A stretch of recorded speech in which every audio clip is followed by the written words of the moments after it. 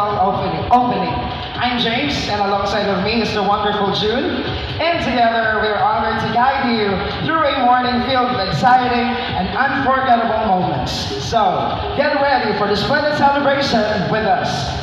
Absurnons, as we gather here amidst the excitement and anticipation, we are honored by the presence of our esteemed guests and dignitaries whose unwavering support has been instrumental in bringing this celebration to life. We extend our heartfelt gratitude to each and every one of you for gracing us with your presence today.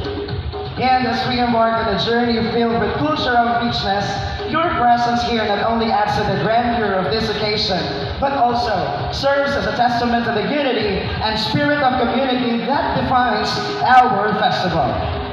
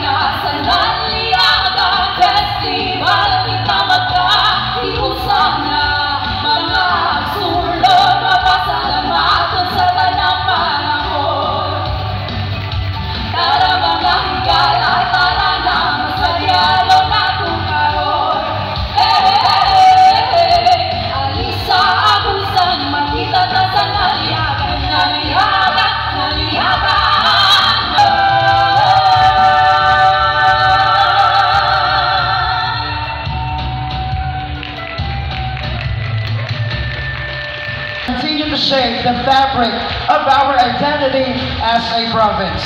May their legacy endure as a guiding